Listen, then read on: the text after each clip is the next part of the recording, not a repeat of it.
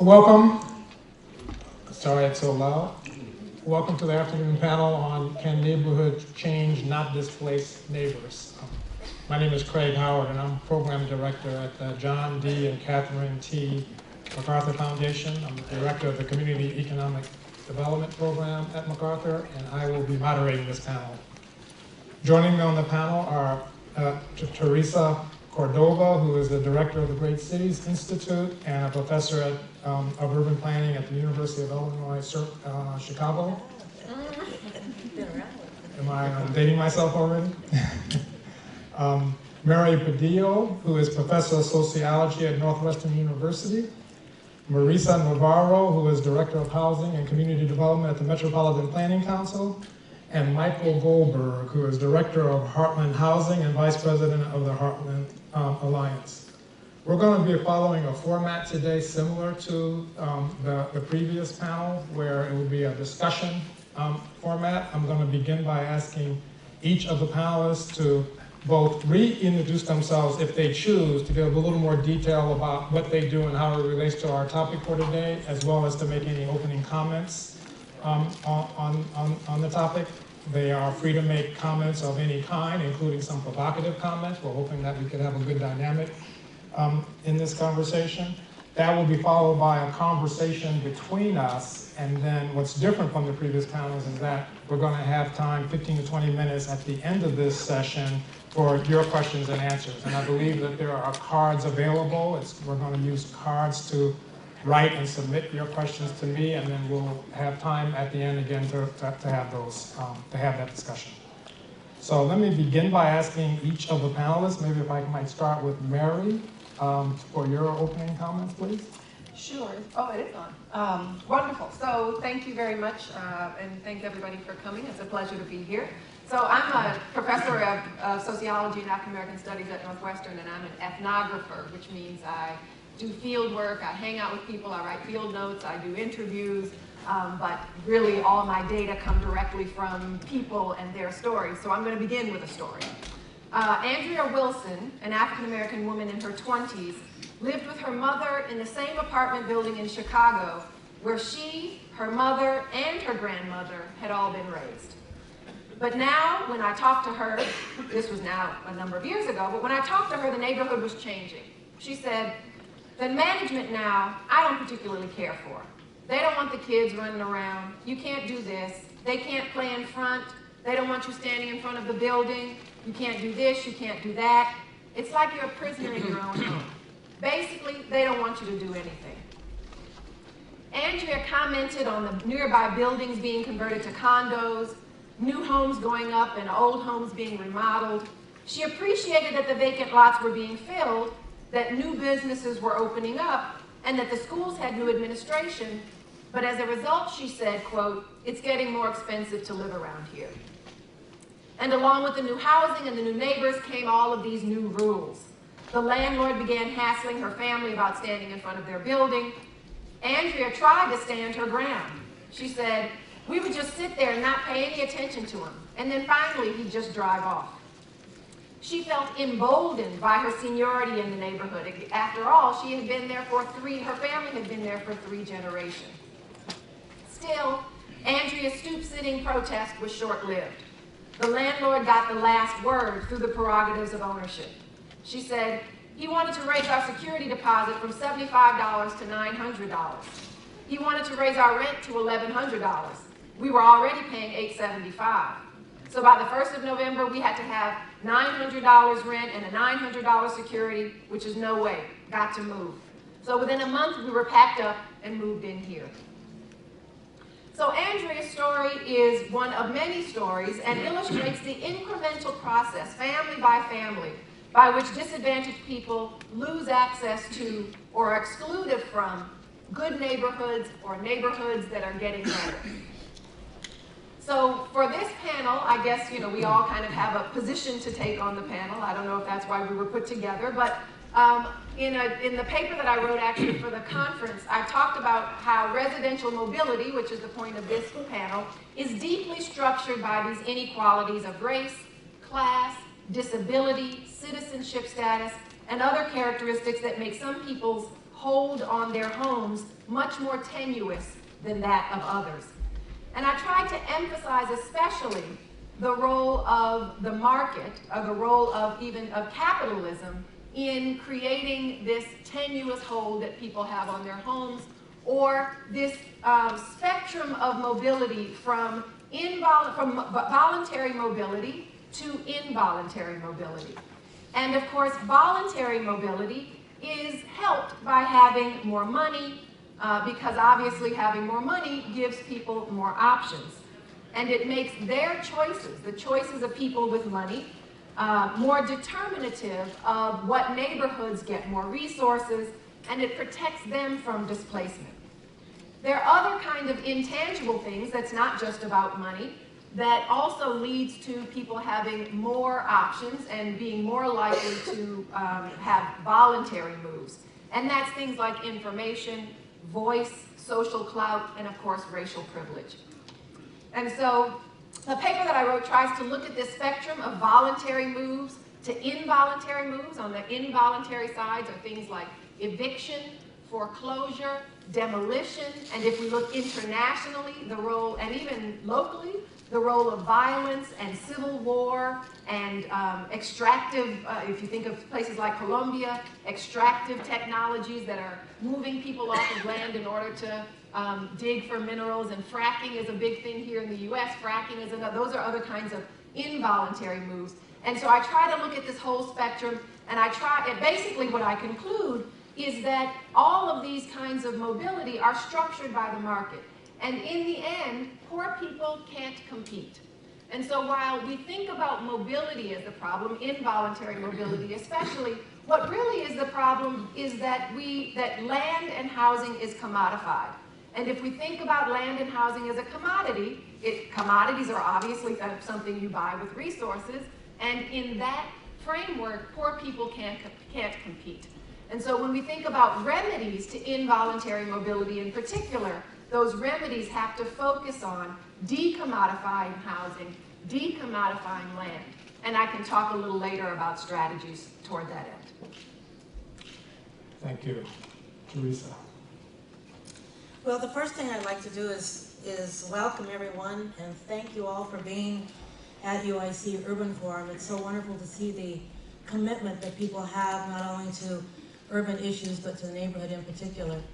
And part of our primary focus for this year's forum is around neighborhoods, right? And what is it that we need to be doing at the neighborhood level to rebuild our cities? Chicago is, after all, a city of neighborhoods.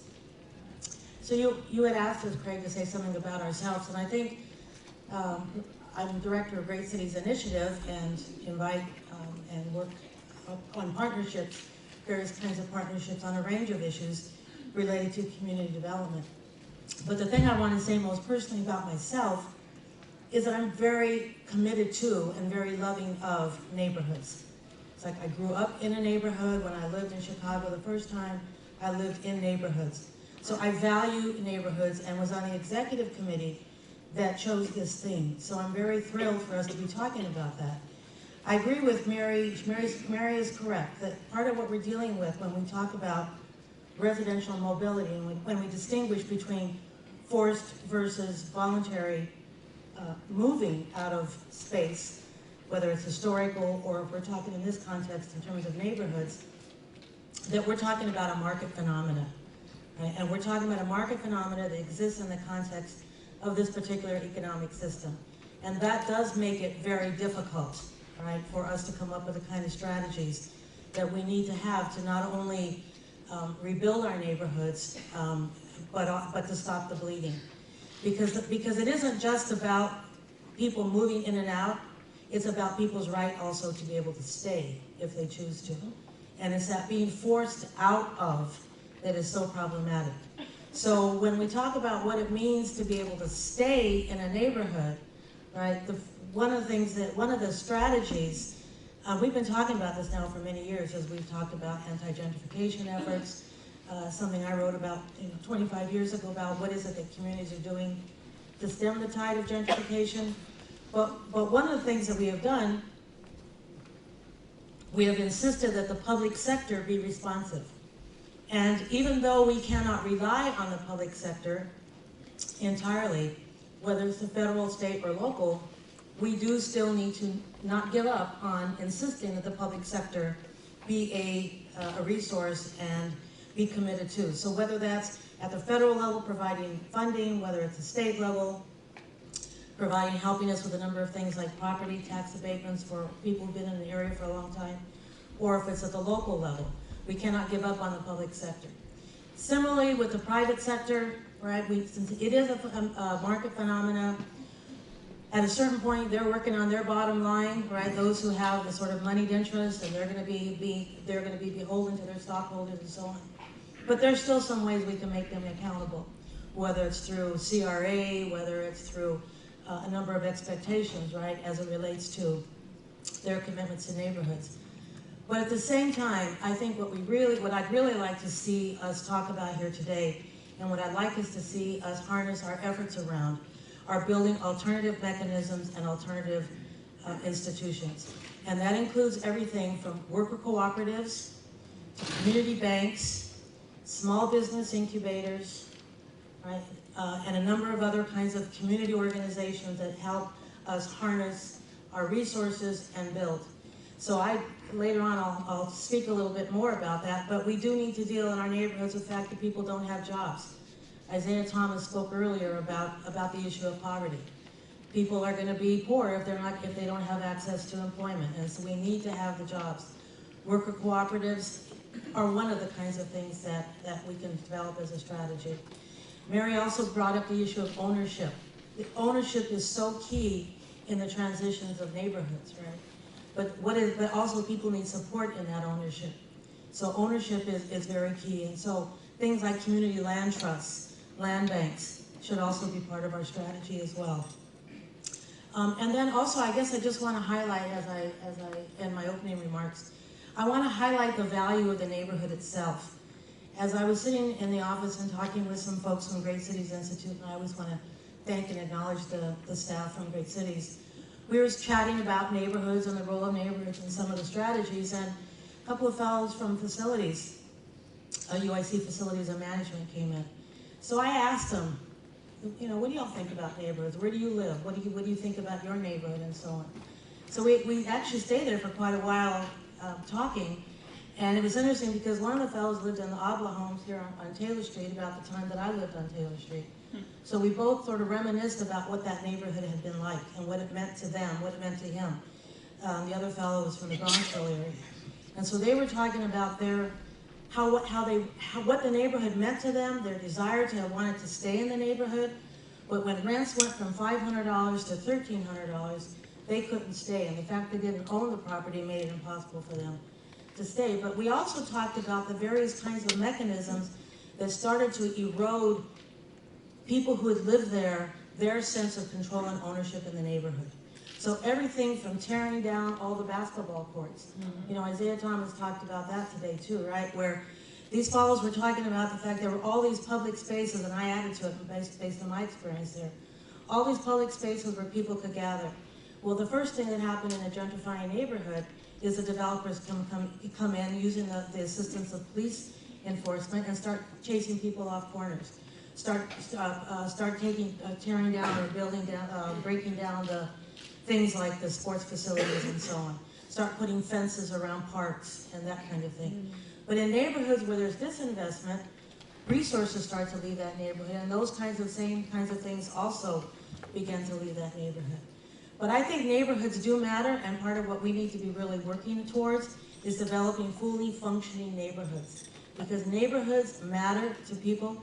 They matter to women with children, they matter to families, they matter to immigrant communities, and they matter to young people.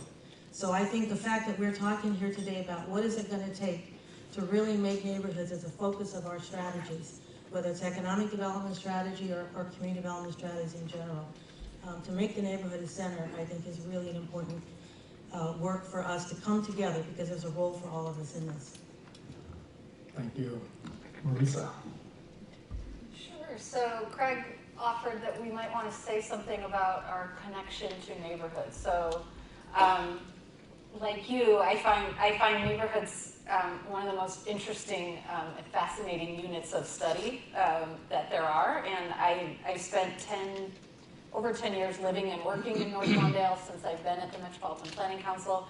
I've had the privilege of working in lots of other neighborhoods, Woodlawn and Bronzeville, and more recently Uptown and Logan Square, and that's been just a great joy and experience to understand at a neighborhood level what each community is concerned about. And some of that, it leads me to what I'd like to say, one of which is really obvious given the topic here, and one that maybe isn't so obvious. So the first one is that displacement is real, and that's obvious.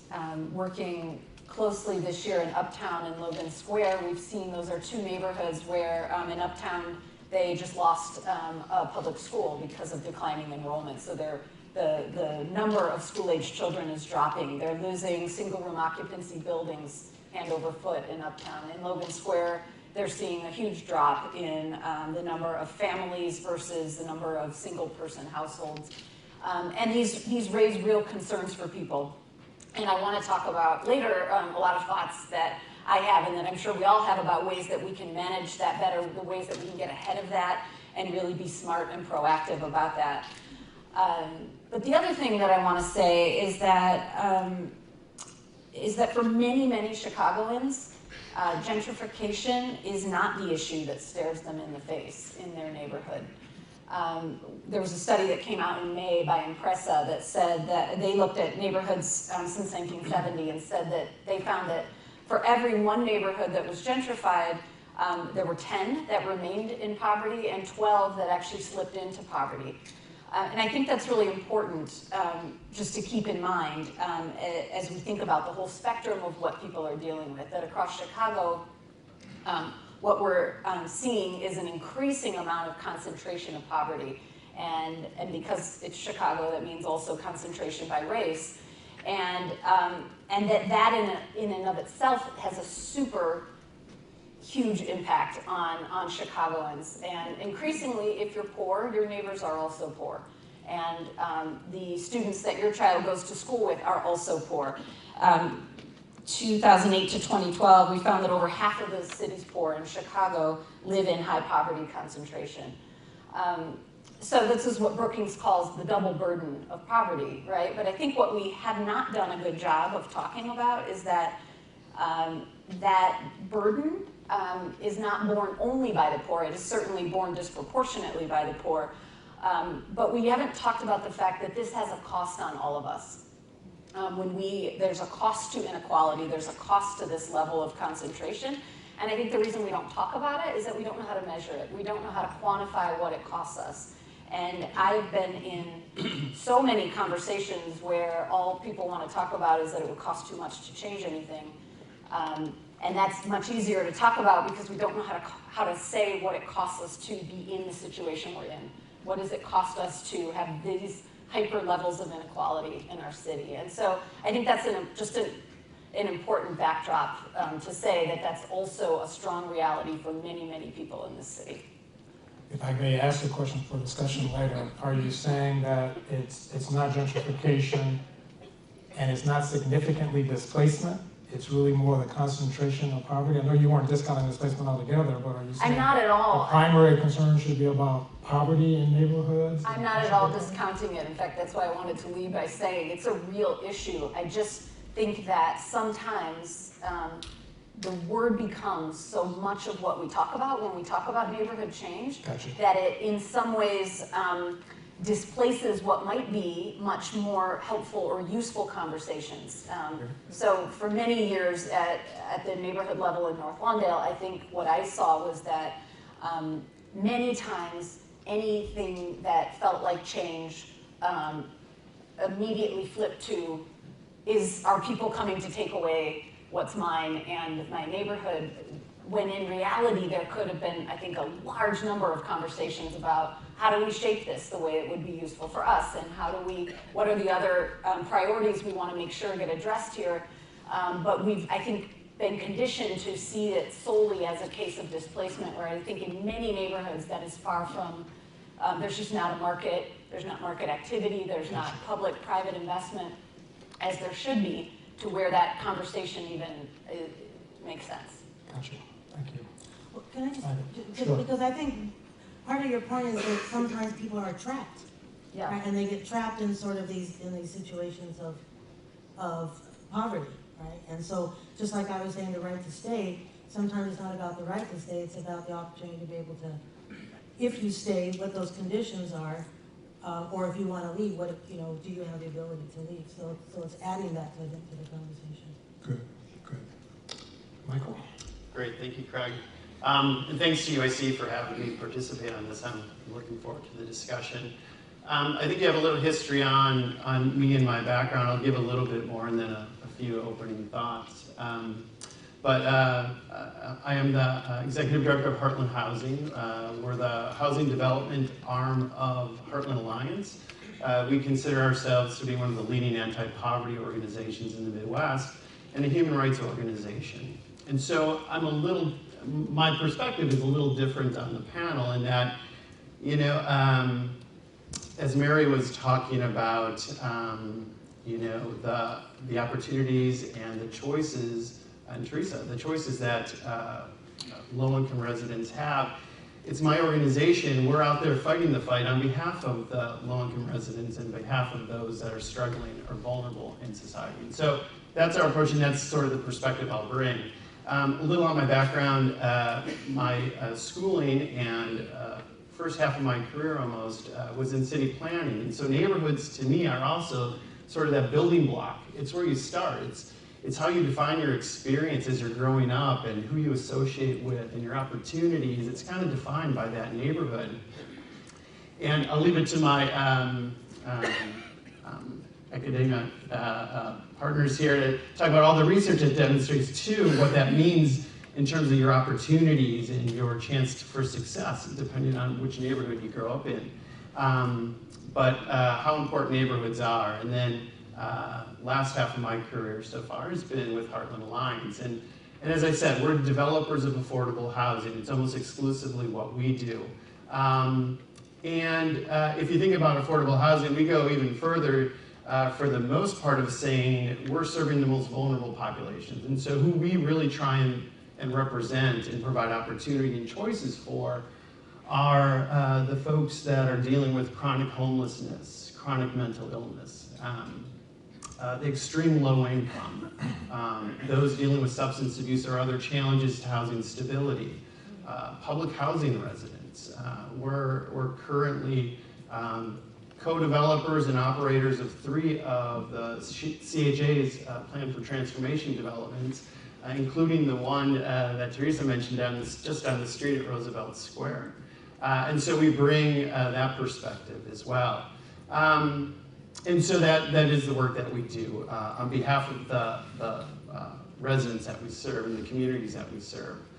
The white paper that Mary put together I thought was excellent, and something that really resonated for me as a planner and as a developer and operator of affordable housing is the statement toward the end of just one of the items that's necessary. One of the decisions that's necessary is this decoupling of place and neighborhood and the services that go into that neighborhood or that are available in that neighborhood. And so, said another way, it shouldn't matter what neighborhood you live in.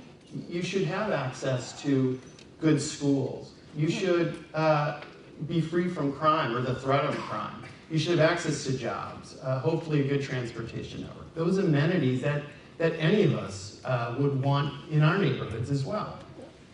And I just think that's such an important part because as we look at mobility, you know, my organization is out there trying to find locations where we can.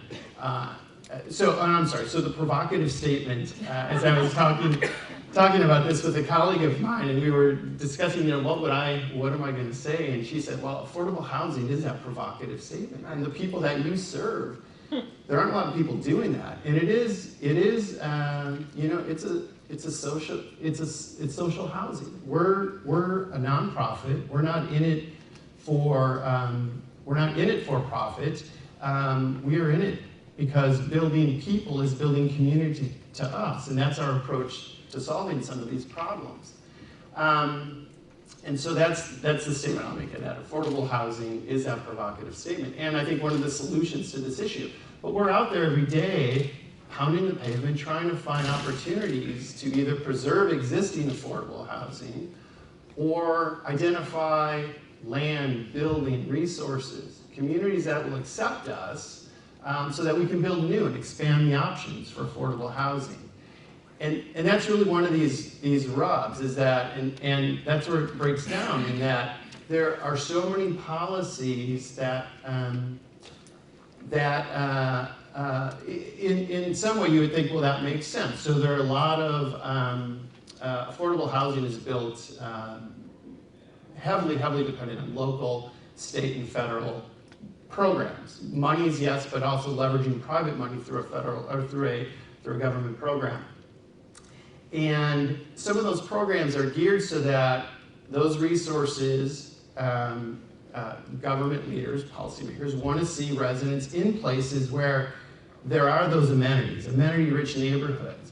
But we know the challenges of finding land that you can afford. Resources are limited. In fact, resources are dwindling for affordable housing. And so to find land, buildings in those neighborhoods, neighbors that will, not resist a new community being developed in that neighborhood. It's a real challenge. And so you're forced to look at more transitional markets, more weaker markets. But the funding doesn't allow you to do that. The funding is geared so that you're moving folks into areas of opportunity, and there's just this market disconnect between what you can do and what the programs are saying you need to do and what you're trying to do. And so, but that is the goal, I think. We're trying to move folks to areas of opportunity, areas where it's more amenity rich. But with those challenges, we're forced to look into other areas, and we shouldn't have to be concerned. Our residents shouldn't have to be concerned that, now they have to travel greater distances to get a job. That the local school isn't a well-performing school, and their child isn't likely to get a good education at that school. That crime, they have more threat of crime and, their security in that neighborhood. And so I think that idea of, that's the challenge for us, how we can build in more programs so that we're able to decouple this sense that place and these amenities are linked, and that we can more broadly, raise all neighborhoods up. And that gets at the gentrification issue then too, where, you're not just, the investment isn't just focused on a couple neighborhoods that may lead to displacement. It's all neighborhoods are stable, all neighborhoods offer a basic level of service, and it opens up options for the residents that we serve, and I think other income groups as well. So I'll leave it with that. I'm still trying to understand how large a problem specifically displacement is.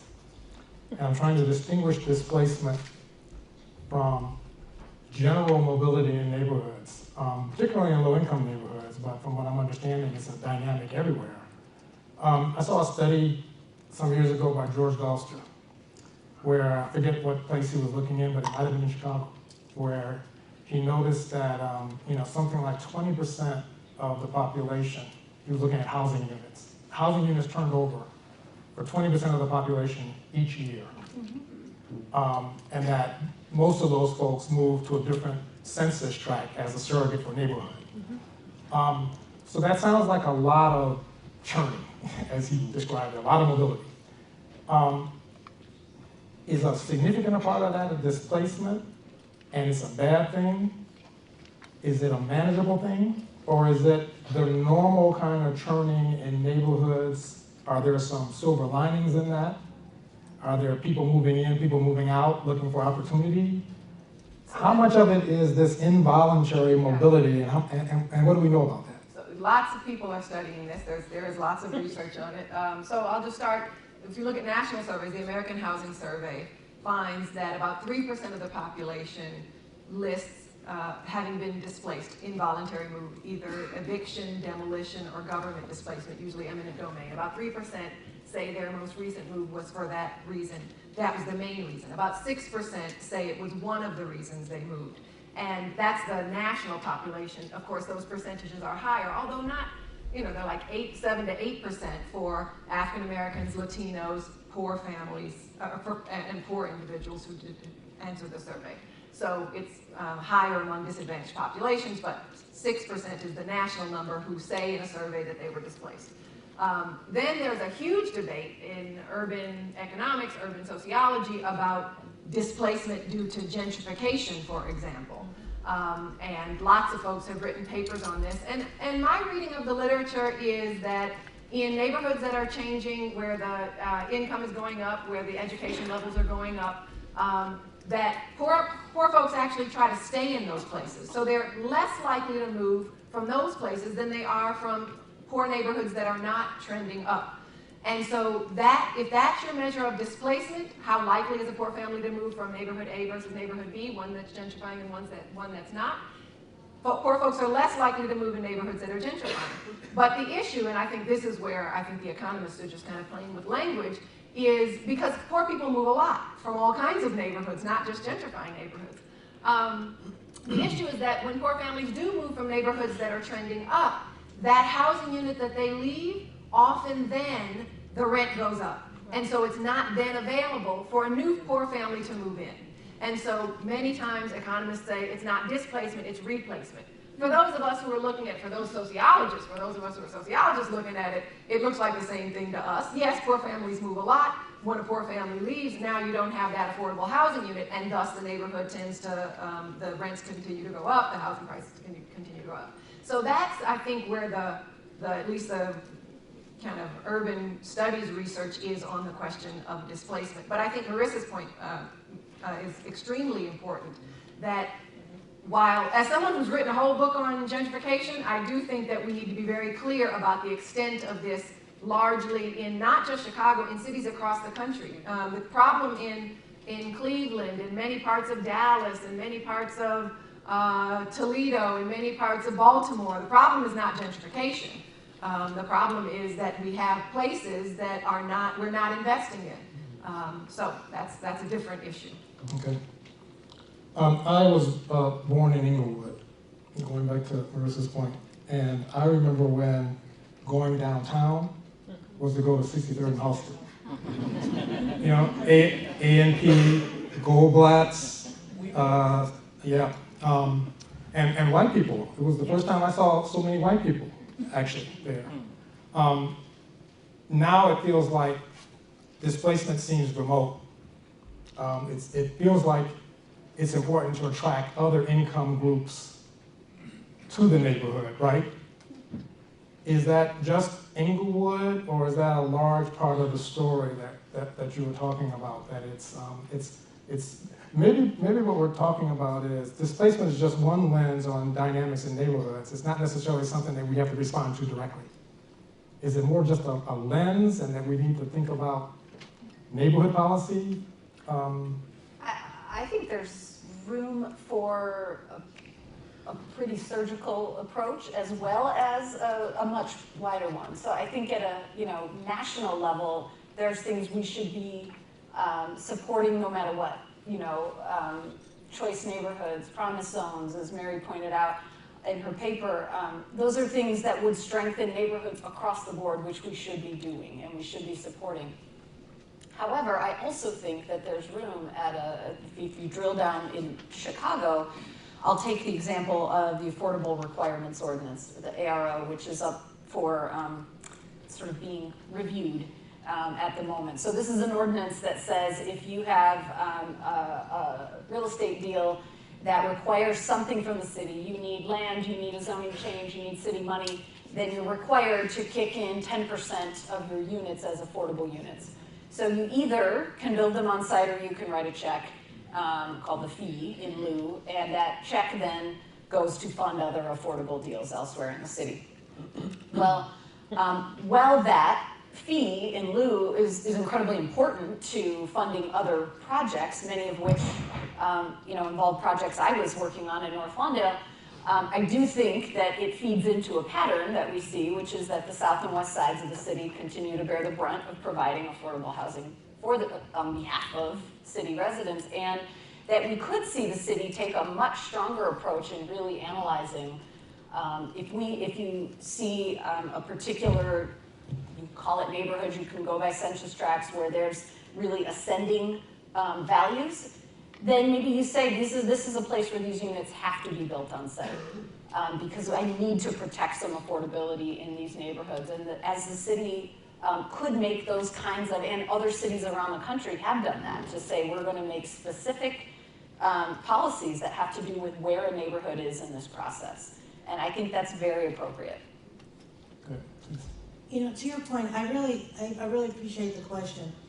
And I think we can look at both dynamics of disinvestment and dynamics of reinvestment as being two sides of a coin that have really larger to do with urban restructuring, which is very much tied to what's going on and what has been going on, not only in cities in this country, but even across the world, which has been these dynamics of globalization, right? And the movements and the shifts in the flows of capital. So those kinds of dynamics got played out at the most local level, including neighborhoods. So the economic restructuring played out in some neighborhoods as reinvestment / gentrification, leading to displacement, and other neighborhoods got played out as abandonment and disinvestment, right? And so I think as we talk about each of those dynamics, it's not one or the other, it's both of those sets of dynamics, in some cases requiring similar strategies, in most cases requiring different kinds of strategies to address it. In some cases, it's the defensive place and your ability to stay. In some cases, it's your ability to stay under better conditions, or maybe your ability to move. But in either case, it still comes back to what do we mean by a neighborhood and the quality of neighborhood. And part of what we're up against is the fact, pointing out again, that these movements within neighborhoods are very much tied to the movements of the market. So you don't make money in the real estate market if neighborhoods are stable, right? You need neighborhoods to constantly be in a state of turnover. That's where the sort of the constant generation of real estate income comes from and where the profit comes from. And as long as we're viewing neighborhoods as these sites for the market, right, we're always going to have these problems. And we need to shift how we view neighborhoods. They're not just about the market, right? And they're not just about what's good for the market, but they're about what's good for us, for people, for us as social beings. Because when you really get in the neighborhoods and you talk about neighborhoods, and even again, talking to these fellows yesterday, it was about their sense of connection. People they know, people who knew them, right? People they can go back to. So, we can't just think about neighborhoods as being about the market. Yeah, I was just going to give another example similar to what Marisa just provided about Chicago and displacement and how it's playing out. And before that, just to start by saying, let's not kid ourselves about affordable housing too, in that it is going away. I mean, and the demand for it is so great right now. Many groups do statistics. Chicago Rehab Network, which I'm on the board of, does statistics just to show how the prevalence of cost-burdened households has changed. And in 10 years, in every income category, that changes. And so, I'm sorry, cost-burdened meaning you're paying more than 30% of your income toward housing. That change in every income group has gone up dramatically since 2000.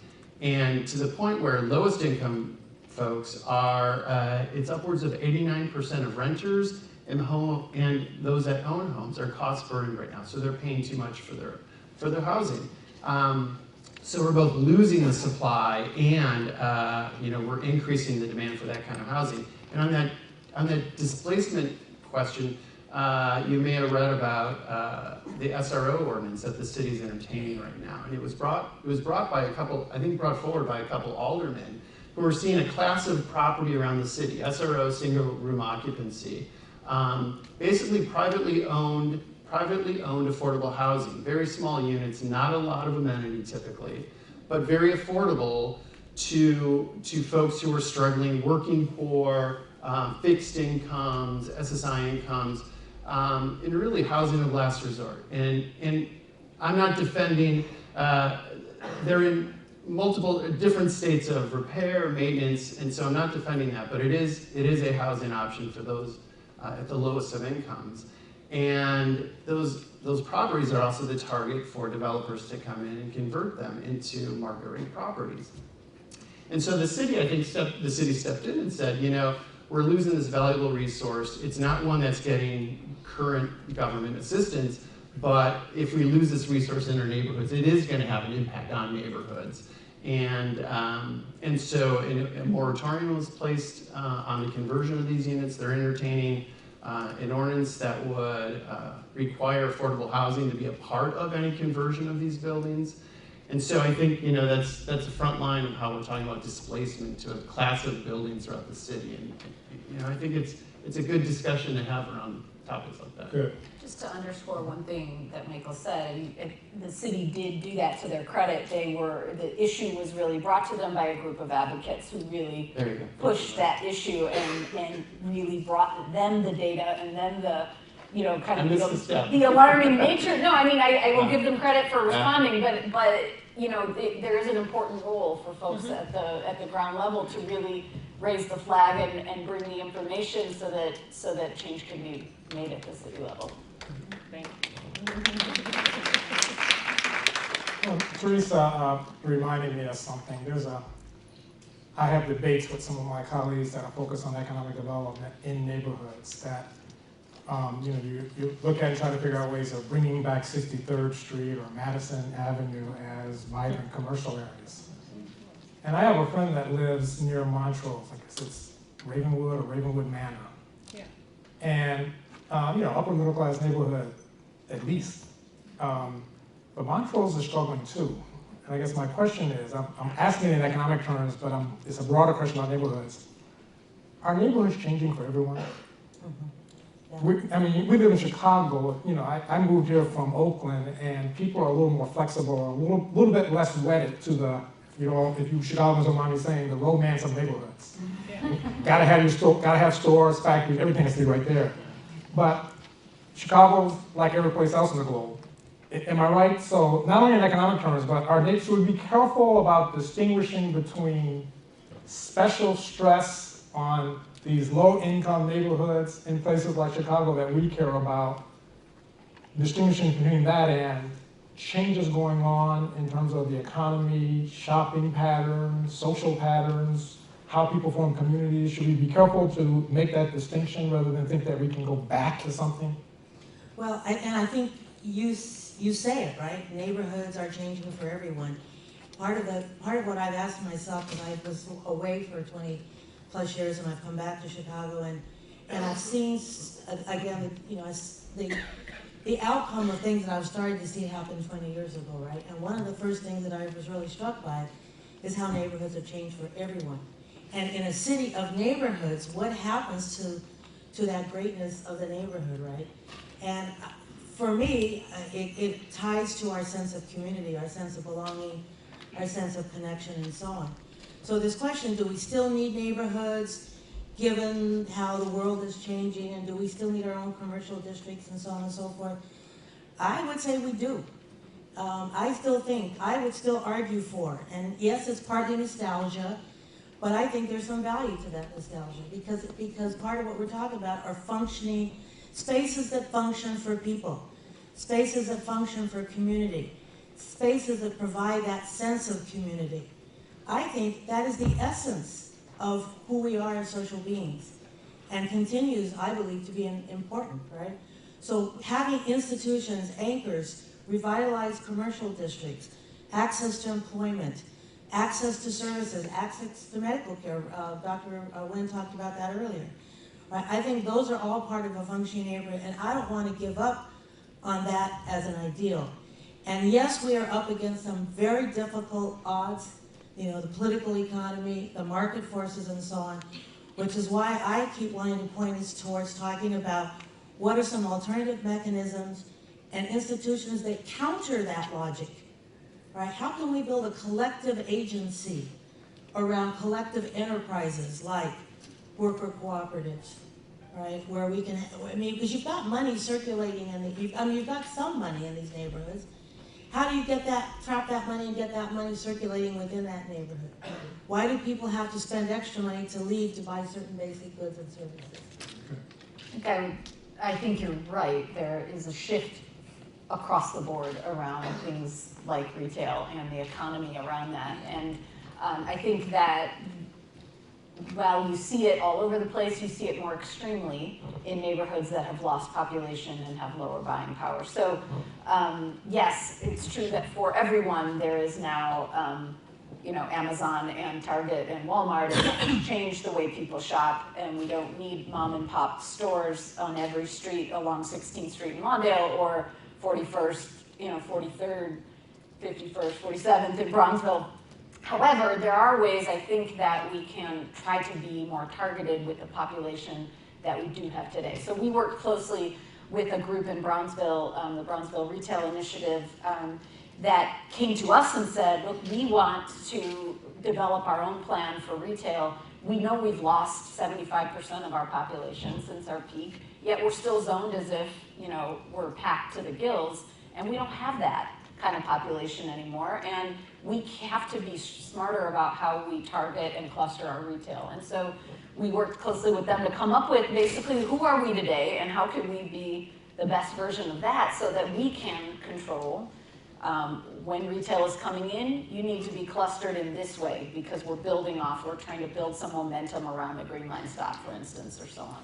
Good. But I just want to add I don't think, Teresa, you're being nostalgic at all. I think the idea of accessibility, whether that be to stores, to good schools, to healthcare, is even more important for people who have disabilities, for elderly population, for people who use public transportation, for people who have small kids, and in fact, what we see is the exact opposite. It's the folks who really could drive around schlep their kids 30 miles to the particular private high school they want them to go to, and they have the flexibility on their job that they can get there at 10 o'clock, who have also everything right there in their neighborhood. And on the opposite side, it's the folks who use public transportation and walk and have kids to juggle and parent care to juggle and disabilities and so on, who have nothing right there in the neighborhood. So I think in many respects, our investment strategies are backwards in that the places we really need to be investing more resources, because accessibility is especially key, are the places we're not doing it. Good. I want to move on to how we respond and what we can do about it. I'm intrigued by this whole markets discussion. But before I do, we've gotten a reminder that there is some risk of displacement and gentrification, and so I want to read a question and see how you will respond to it. I'm working on the 606 Bloomingdale Trail, that elevated path. It travels through Wicker Park, Bucktown, Humboldt Park, Logan Square. I see it as Chicago's High Line, which is I know where the question is coming from, because you also see what the High Line did. It transformed the neighborhood, and that's what they're asking, that there's a concern that it's making, I guess, is it Bushtown pushing northwest? I mean, in terms of higher income groups moving in. So there are some risks still, aren't they, of that, and I imagine that's not the only one. Related to that, they're making a point also that, does it seem to be the case that Latino neighborhoods tend to be more at risk of gentrification than African American neighborhoods in Chicago? Is this correct, and why? Well, the neighborhood that you were talking about for that development is Humboldt Park. Right, so who is most at risk in that neighborhood, right? First of all, the neighborhood has become diverse, right? But that has been for how many decades a Puerto Rican neighborhood, right? And it started out, Lincoln Park, got pushed west into Westtown, and now pushed in sort of there in Humboldt Park, and now it's being squeezed in Humboldt Park. But Humboldt Park's a really good neighborhood to talk about many strategies that they're employing there, as it relates to enhancing their community development, for example, their education, their service delivery. And it's a kind of strip where you can walk down and people will know people, you go to the cafe there, and so it's a really strong Puerto Rican community, but there isn't enough home ownership there. And that is a community that is very much at risk with this development. I mean, even the concept of Bucktown, that was a developer's word. That wasn't called Bucktown 25 years ago, right? And so this neighborhood, right, had Puerto Ricans in it, had Mexicans in it, right, had a whole slew of other folks, right, and are now completely pushed out of it. Good. Markets. I want to shift to what we do about it.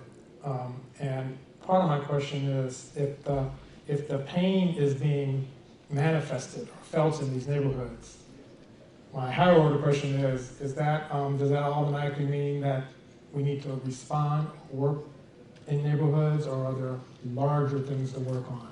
Whether it be policies, markets, or whatever. Could you all? So I'll start by, I think if affordable housing is a provocative word in and of itself, and I think that's a wonderful insight, public housing is perhaps even more provocative, and in some corners, you know, the thing not even to say. So we must, in Chicago and nationally, stop maligning public housing, get away from thinking it has been the root of all of our ills, saying it didn't work. When it didn't work because we disinvested from it, because we mismanaged it, because we maligned it and stigmatized it. So I think, so I've been working over the past years with the folks at Lathrop Homes who are fighting tooth and nail to save the Lathrop Homes from a plan, a mixed income plan that makes absolutely no sense in a place that is completely high income, where the only place you're going to have a mixed income community is those poor people get to stay. And the logic behind it makes no sense, yet it's touted from the top of the hills that Lathrop needs to be demolished. For what reason? I don't know, but they you know, it seems to be self-evident to the people who tout it, but it absolutely is illogical. So I think supporting public housing, growing public housing, it seems politically infeasible, but that doesn't mean we shouldn't say it and continue to push for it locally and at the federal level, because of course that's where the funds come from, coming from HUD. Others? Well, I would agree completely with what Mary said. You know, public housing, whatever form, whether it's a plan for transformation, larger development, and how that gets redeveloped or redeveloped, or there are other programs that allow units to be located within a market rate development or another affordable development. I just think the expansion of that kind of opportunity is essential. Regarding the market question you posed, Craig, I think it's interesting. The city of Chicago is required to do a 5-year plan, 5-year housing plan that was just updated for the next 5 years. And I think this one, more than any other plan, talks about markets. And just, you know, I think to their credit, and we'll see how it gets implemented, obviously, but and some of the details are missing at this point, but they're saying, to Mary's point, that we have to invest more in the weak and the weak in the transitional neighborhoods, and it does mean a shifting of resources. So we can't keep pouring in resources into the markets that have the ability to respond and adapt on their own. We have to focus on those neighborhoods that are still struggling, and the residents of those neighborhoods. We owe it to them. And their success is our success, really. I mean, we have to think of this more in terms of, this is where I think we have to go beyond neighborhood and just say community, region, that, you know, those struggling neighborhoods have a cost, an impact. I think, Marissa, you made this point, on everyone. And so we can't turn our back on those markets. I'm assuming we could approach this in terms of policies, at least, stopping the policies that's causing displacement, mobility, instability in neighborhoods, or we could approach this as, you know, positive policies with respect to the kinds of things that you were talking about earlier, for instance. Don't have many skills in this job, but one skill we try to have is, okay, I get the diagnoses. What do you do about it? And so, and there's this feeling of across so many things we do, always outnumbered, always outgunned. I read a story, very disturbing to me, it'll be disturbing to you all, in the New York Times on Monday. That, because I'm reminded of, in 2004, 2006, I saw some figures that in some of Chicago neighborhoods, including Inglewood, Garfield Park, mortgage originations were 65% subprime. 65% of mortgage originations were subprime. So we're talking about policy, regulation, and the like. So this article was saying the rise again. Now, I wouldn't call it a resurgence of subprime lending, but it's definitely an uptick. and people are, people going after it again. So I guess I'm asking, I'm thinking about where's Ellis and A and SWAP? I'm sure they're on this, but you know what I'm saying is that part of the picture here, that more aggressive policy? That's one part of this long, long question. And then the second part of it is, it's not necessarily neighborhood by neighborhood, is it? It's larger policies in a region or nationally that should be part of the focus. Am I answering my own question? Or? No, I love the way you ask questions, because there's like so much, not to offend vegetarians, but so much meat in all of the. I take a lot of hit for that, though. Well, I'm not going to quote Walter Mosley, but I do think that there is room for many actors on many fronts in many arenas. I mean, the policy question, even as simple as something as simple as not so simple, but as the SRO ordinance, for example, that involved a public policy, and you had advocates fighting for that. So vigilance and activism on policy questions are very critical at every level. But again, I'd like to see foundations put money into small business incubators, worker cooperatives, land banks, community land trusts, for example. I think there's room for the nonprofit organization that does the affordable housing work. There's room for organizations that work with communities on retail. There's something for everybody to do here, right? And so I don't think that it can only be at one approach. One approach, I think, has to be at multiple approaches, and it does include policy at the multiple levels, but it includes sort of on-the-ground work, doing the sort of really hard work, the very tedious work of getting it done. But it's that call, I'm really making a call for that kind of collective agency, where our only strategy isn't just about federal policy.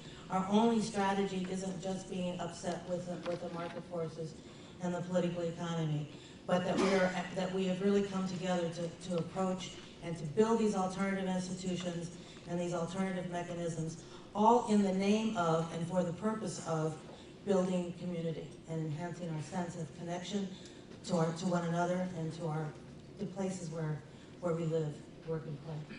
Good. I have two related questions. I think we've spoken to some of them, but I want to ask them, put them out there again.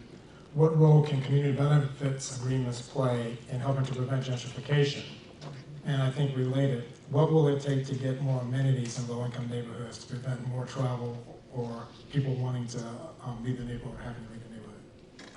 Any comments on that? Well, part of why I'm pushing for a small business incubator, for example, that's a strategy, and it's a strategy that I've worked on before successfully in another place. But it's the purpose for which we built it was to not only create self-employment strategies for people and opportunities to increase household wealth, but also as a mechanism to provide goods and services to that community. This was a community that had to travel 20 miles to buy a pair of socks, for example, even though it's adjacent to a major urban area, because there just wasn't the commercial activity there.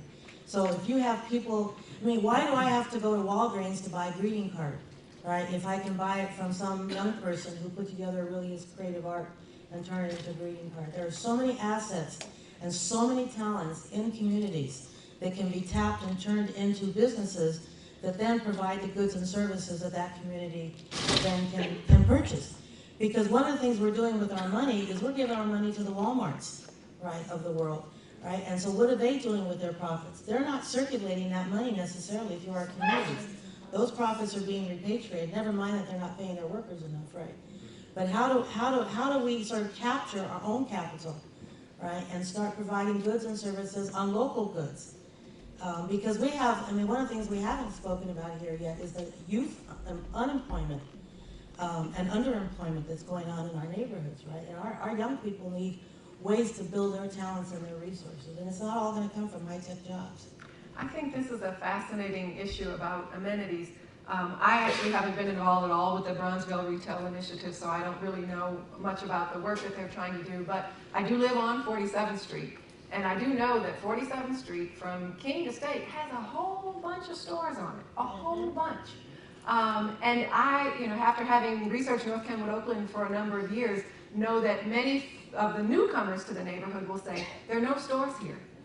There's a whole bunch of stores on 47th Street.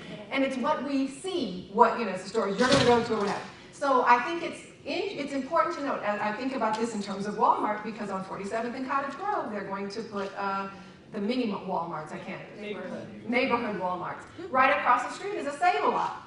I wonder what's going to happen to Save-A-Lot. In my book about North Kenwood, Oakland, I talk about what was a Hyde Park Co-op on 47th Street and the One Stop, which is on 43rd Street. One Stop is still there. Hyde Park Co-op is closed. There is a market for Save-A-Lot, for One Stop, for all the stores on 47th Street, and I always think it's important, given our discussion of displacement, to remember that as if higher end retail comes in, will the places on 47th Street be able to maintain the rents and be able to stay there and serve the population that obviously there is a market for? I'm sympathetic, but I'm a little bit worried. It makes me want to ask, what's the goal? The goal is because I know folks who struggle to get that mini Walmart there. Mm-hmm. And is the goal to get certain kind of business profile, or is the goal to get certain kinds of goods at the right price point? No, and I think we need to push Walmart for living wages, but I think there's that tension between living wages and the price point that Walmart offers. But I do recognize that people need food and people need jobs. Okay. And I'm not saying the mini Walmart shouldn't come. I'm talking about the foresight to recognize that the mix of businesses for the mix of income levels who live there, for people, everybody's not going to be able to go to the new Whole Foods that's going on 51st Street. So the Save-A-Lot and the mini Walmart are also important. And so having the foresight to recognize whatever breaks we need or protections we need. This goes for businesses and residents. It's the same kind of thing as rent for a housing unit as a rent for a commercial district. We need those kinds of safeguards, and of course this is what things like sustainable affordable housing or even community land trusts does. Community land trusts will build housing on a place where it's not speculative. So if I buy a house on that and I pay, let's say it's to bring in working income families, and they're selling houses for, let's say, $90,000 or renting places for an affordable rent. But on the home ownership side, it says, if I buy it for $90,000 and then 10 years from now the place has gotten really expensive, I can't sell that place for $700,000. I have to sell it for something usually like 5% a year or something, so that the next family who can afford at that point $110,000 can still move into the neighborhood. And this is the kind of advanced planning, and I mean way in advance, because nobody ever saw in North Kenwood, Oakland, when 30% of the land was vacant, that North Kenwood, Oakland was going to look like now, where they say, well, now you can't build any affordable housing because there's no affordable land. Nobody thought that then, and so you have to think way in advance, and that's why community land trusts are so important, to put something aside for that moment where the place is that, you now go in there and you say, oh, I can't believe this place, I can't believe there are people walking their dogs, that kind of thing. Yeah, no, that's right. I mean, I think that the SROs that Michael was talking about, as he mentioned, were sort of naturally affordable by way of them kind of not fixing them up and not having the money to fix them up, and so not raising the rent. And so when the market was ripe, there was nothing that could be done to stop that until this ordinance was put into place.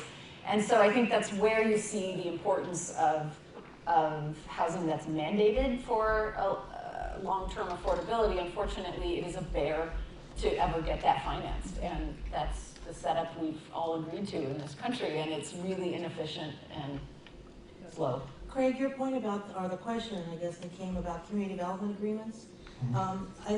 Back even just the example of the Walmart and those community development agreements can be really, really effective for neighborhoods to negotiate with outside entities coming into their community.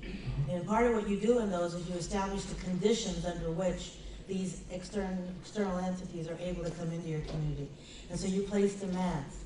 I mean, that can include everything from not wanting, polluting kinds of activities to actually asking for some direct benefits. Whether it's hiring, whether it's certain amenities that you provide, and so on. But I think that whoever asked that question, I think it's really it was a great thing to add into the mix, because those are really good strategies as well. Good. We are at the end. I just wanted to give you all a few minutes if you had any final comments anybody wanted to make on this subject? Any parting shots? I'm sure we all do. Or are you good? I want to thank. No, I think Teresa's right. I'm sure we all do. I do have something I want to wrap up and say. Go for it. So the one thing I want to stress is that this spectrum from involuntary to voluntary mobility is really important because it's the same spectrum that exists. We talk about concentrated poverty all the time, but we don't talk about concentrated affluence. And the same thing that creates excessive voluntary mobility by people like myself. I, just came back from a year in New York. Excessive voluntary mobility creates the kind of involuntary mobility that we're talking about here, both displacement and involuntary permanence. And that same spectrum exists, concentrated poverty, but indeed, actually, affluent people are more likely to live with other affluent people than poor people are to live with other poor people. And that concentrated affluence is exactly what creates this connection between place and amenities. It's about the hoarding of resources in affluent places, about the exclusion of populations from affluent places through zoning, through regulations, through, of course, price, and all of those things are very much connected. So I think we need to always remember that they're also connected through markets. The reason why concentrated affluent places can exclude people is through housing costs. And that's, I think, to bring us back to the point I was trying to make about the need for the decommodification of housing and land. Great, thank you. That'll be the last word. I want to thank the panel. I am not complimenting myself when I say y'all good. Thank you.